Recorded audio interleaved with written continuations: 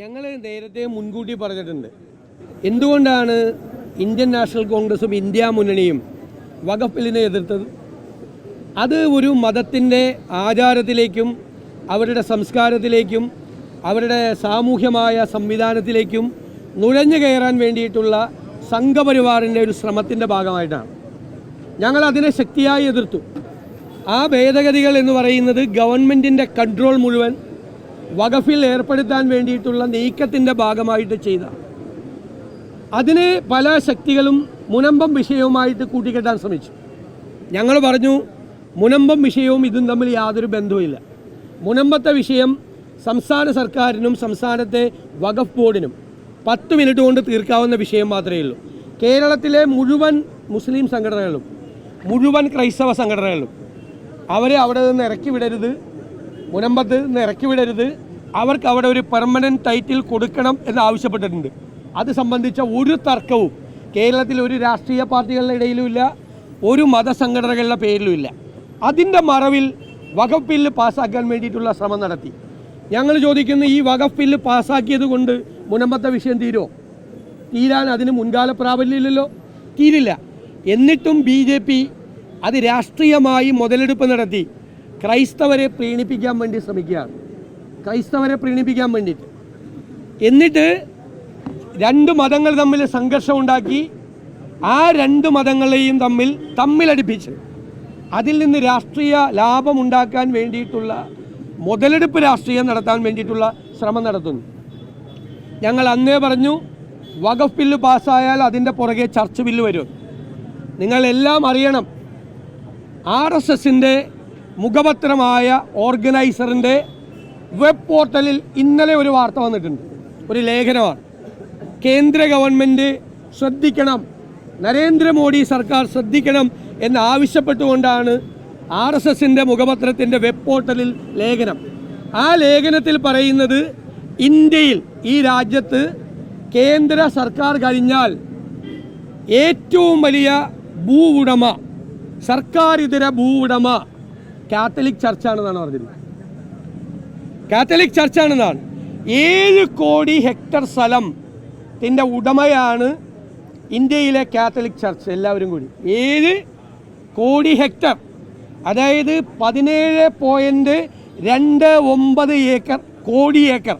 വെറും 17.29 ഏക്കറല്ല, 17.29 കോടി ഏക്കർ സ്ഥലത്തിൻ്റെ ഉടമകളാണ് കാത്തലിക് ചർച്ച്. അതുകൊണ്ട് അത് അനധികൃതമായി ബ്രിട്ടീഷുകാരുള്ള കാലത്ത് ലീസ് മേടിച്ച് കൈവശം ക്രൈസ്തവർ വച്ചിരിക്കുന്ന ഭൂമിയാണ്. ആ ഭൂമി തിരിച്ചു പിടിക്കാനുള്ള നടപടികൾ കേന്ദ്ര ഗവൺമെൻറ് സ്വീകരിക്കണം എന്ന് RSS പറഞ്ഞിരിക്കുക. RSSൻ്റെ മുഖപത്രത്തിൽ RSSൻ്റെ അല്ലാതെ അഭിപ്രായം വരുമോ? RSS എന്നാ പറഞ്ഞിരിക്കുന്നത്? ഏപ്രിൽ 3-ാം തീയതി ലോകസഭയിൽ വഖഫ് ബില്ല് പാസ്സാക്കിയ അതേ ദിവസം വഖഫ് ബില്ല് പാസ്സാകും. അത് കഴിഞ്ഞാൽ ഇത് തിരിച്ചു പിടിക്കാൻ ഇന്ത്യയിലെ ക്രൈസ്തവരുടെ കയ്യിലിരിക്കുന്ന 17.29 കോടി ഏക്കർ തിരിച്ചു പിടിക്കാനുള്ള നടപടി സ്വീകരിക്കണം എന്നാണ് പറഞ്ഞിരിക്കുന്നത്. അപ്പോൾ ഇവർ ഈ ക്രൈസ്തവ ദേവാലയങ്ങളിൽ രത്നകിരീടമായി പോകുന്നതിൻ്റെയും ഈസ്റ്റർ ദിവസം കേക്കുമായി ക്രൈസ്തവ ഭവനങ്ങൾ സന്ദർശിക്കുന്നതിൻ്റെയും രഹസ്യം മനസ്സിലായല്ലോ. ജബൽപൂരിൽ തൃശ്ശൂർ ജില്ലക്കാരനായ ഒരു വൈദികനാണ് ഫാദർ ഡേവിസ് ക്രൂരമായി പോലീസിൻ്റെ മുമ്പിൽ വെച്ച് ആക്രമിക്കപ്പെട്ടത്. ഈ വഖഫ് ബില്ലിൻ്റെ പേരിൽ ക്രൈസ്തവരെ പ്രീണിപ്പിക്കാൻ BJP ശ്രമിക്കുമ്പോൾ കഴിഞ്ഞ ദിവസമാണ്, മിനിയാന്ന്, ഒഡീഷയിൽ ഒരു വൈദികൻ, ക്രൈസ്തവ വൈദികൻ ക്രൂരമായി ആക്രമിക്കപ്പെട്ടത്. Father Joshi George.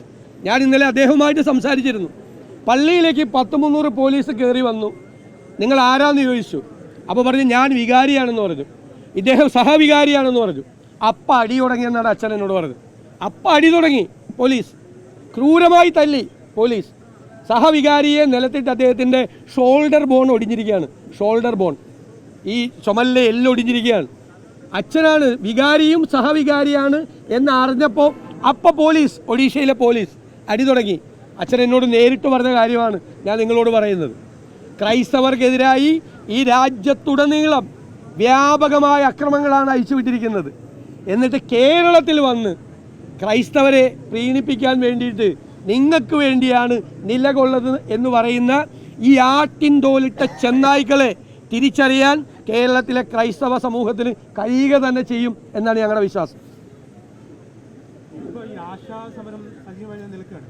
അതിനിടയിലാണ് ഇപ്പോൾ പുതിയ വാർത്ത വരുന്നത്. കഴിഞ്ഞ റേഡിയോ മീറ്റിംഗിൽ INTUC ആർ ചന്ദ്രശേഖരനാണ് പഠന സമിതിയെ വെക്കാനുള്ള നിർദ്ദേശം മുന്നോട്ട് വയ്ക്കുന്നത്. ഇപ്പോൾ ആശമാർ പറയുന്നത് ചന്ദ്രശേഖരൻ ഉൾപ്പെടെയുള്ള ആളുകൾ തങ്ങളെ വഞ്ചിച്ചു എന്നാണ്. തീർച്ചയായിട്ടും കോൺഗ്രസ് പാർട്ടി ആ ആക്ഷേപം ഗൗരവമായി പരിശോധിക്കും, ഉറപ്പായിട്ടും പരിശോധിക്കും. കാരണം അത് ഞങ്ങളുടെ നിലപാടല്ല. കേരളത്തിലെ കോൺഗ്രസിൻ്റെയോ UDFന് അങ്ങനത്തെ ഒരു നിലപാടില്ല. ആശാ സമരത്തിൽ കമ്മീഷൻ വെച്ച് അവസാനിപ്പിക്കണം എന്നുള്ള നിലപാട് ഞങ്ങൾക്കില്ല.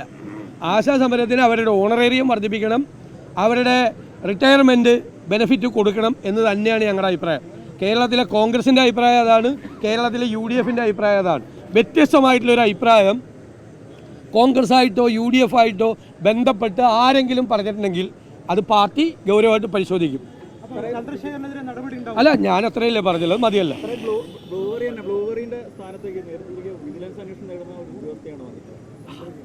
അത് അങ്ങനെ വയ്ക്കുള്ളല്ല, എളുപ്പത്തിൽ കാര്യങ്ങൾ ചെയ്യാൻ പറ്റിയ ആളിലല്ലേ അങ്ങോട്ട് വയ്ക്കുള്ളൂ.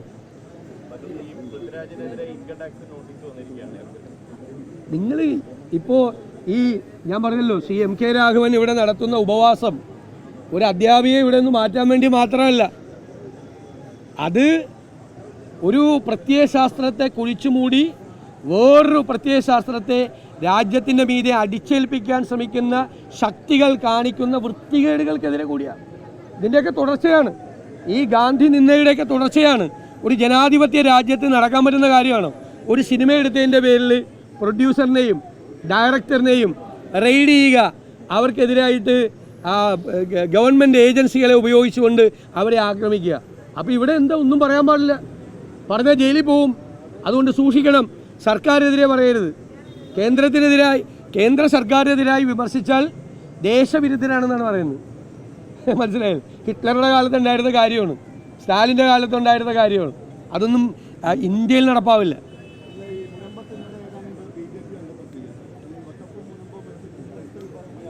അവിടെയൊക്കെ ഉള്ള BJPക്കാർ തന്നെ BJP ചേർന്ന, അല്ലാതെ പുതിയതായിട്ടൊന്നും ആരും BJP ചേർന്നിട്ടില്ല. അവിടെ ഇതൊക്കെ വെറുതെ ക്യാമ്പയിനല്ലേ, അതൊക്കെ നമുക്കറിയാം. അല്ല, സഭാ നേതൃത്വം അല്ല, അവർക്ക് അറിയാമല്ലോ, അവർക്കിപ്പോൾ മനസ്സിലാവുമല്ലോ കാര്യങ്ങൾ. ഞങ്ങൾ മുൻകൂട്ടി പറഞ്ഞല്ലോ വഖഫ് ബില്ലിനും പിന്നാലെ ചർച്ച് ബില്ലും കൂടി വരുന്നുണ്ടെന്ന്. അതിൻ്റെ വിഷയമാണ് പറഞ്ഞത്. ഞങ്ങൾ അവരുമായിട്ട് സംസാരിച്ചിട്ടുണ്ട്. അവരെ കാര്യങ്ങൾ ഞങ്ങൾ ബോധ്യപ്പെടുത്തി കൊടുക്കും. എന്തുകൊണ്ടാണ് ഞങ്ങൾ ഈ നിലപാടെടുത്തതെന്ന് പറയും. ആ നിലപാട് ഉറച്ച നിലപാടാണ്. അത് രാഹുൽ ഗാന്ധിയുടെ നിലപാടാണ്, ഇന്ത്യൻ നാഷണൽ കോൺഗ്രസിൻ്റെ നിലപാടാണ്, ഇന്ത്യ മുന്നണിയുടെ നിലപാടാണ്. ഒരു വ്യത്യാസമില്ല. അതിലൊന്നും ഞങ്ങൾ വെള്ളം ചേർക്കില്ല. അത് രാജ്യത്തിന് വേണ്ടിയിട്ടുള്ള നിലപാടാണ്. ഉറപ്പായിട്ട് ഞങ്ങൾ മുൻകൂട്ടി പറഞ്ഞല്ലോ, നാളെ ഈ വഖഫ് ബില്ല് വരുന്നത് പോലെ ചർച്ച് ബില്ല് വരുമ്പോഴും ഒരു മതത്തിൻ്റെ അവകാശങ്ങൾക്ക് നേരെ ആര് കടന്നു കയറിയാലും ഞങ്ങളുണ്ടാവും.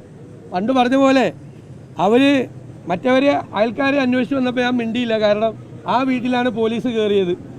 ഇപ്പുറത്തെ വീട്ടിൽ പോലീസ് അന്വേഷിച്ച് വന്നപ്പോൾ ഞാൻ അന്വേഷിച്ചില്ല. കാരണം എൻ്റെ വീട്ടിലല്ല കയറിയത്. നേരെ അപ്പുറത്തുള്ള, നേരെ മുമ്പിലുള്ള വീട്ടിലും പോലീസ് വന്ന് കയറിയപ്പോഴും ഞാൻ മിണ്ടിയില്ല. കാരണം എൻ്റെ വീട്ടിലല്ല കയറിയത്. അവസാനം എൻ്റെ വീട്ടിൽ വന്നപ്പോൾ ചോദിക്കാനും പറയാനും വേറെ ആരും ഉണ്ടായിരുന്നില്ല എന്ന് കേട്ടിട്ടുണ്ടല്ലോ പണ്ട് എന്ന് പറഞ്ഞ പോലെയാണ്.